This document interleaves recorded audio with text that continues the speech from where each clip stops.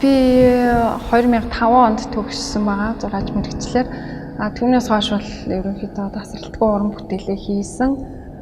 Миний анхны хүчил төрөгч нэртэй үзэгдэл маань одоо гаргаад бэлтгэл ажиллаа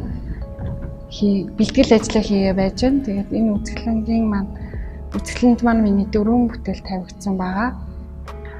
4 цогц гэх юм да. Дэлхийн урлагийн түгэнд бол яг хөхөр 20 дугаар зууны дунд үеэс 21 дугаар зууны их үеэс урлагийн түгэнд бол асар хүчтэй өөрчлөлт гарсан. Тэр өөрчлөлт маань их үл яг хөхөр уламжлалтаасаа бид нар зайлт хийгээд шинэ орчин үеийн зүйл эрэлхийлж ирсэн. Энэ эрэлхийллийн үр дүнд ямар туршилт гарсан бэ гэхлээр бол одоо манай монголоор бол яг өрг урлаг гэж хэлдэг. Англиар бол installation гэж хэлдэг. Энэ урлаг бол маш хүчтэй хөгжсөн.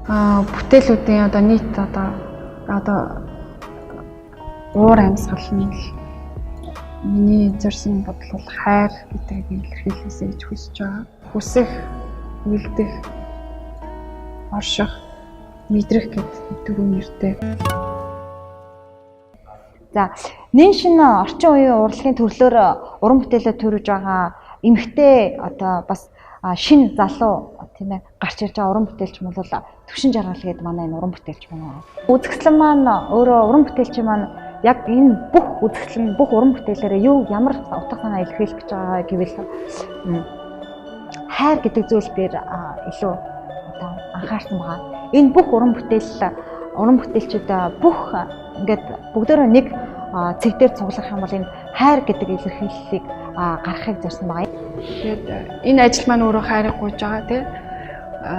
Тэр арга биелэг тэр орших гэдэг чинь өөрөө хүн хайраар оршин шүү дээ тий.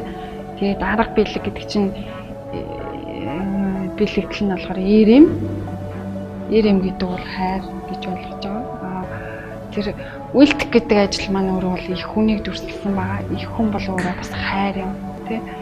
За мэдрэх гэдэг ажлын хувьд бол одоо хүмүүсээс тийм төрсэн мэдрэмжүүд өдөр тутмын одоо надад мэдрэгдэж байгаа мэдрэмжүүдийг илэрхийлсэн тийм одоо туршилтууд байна.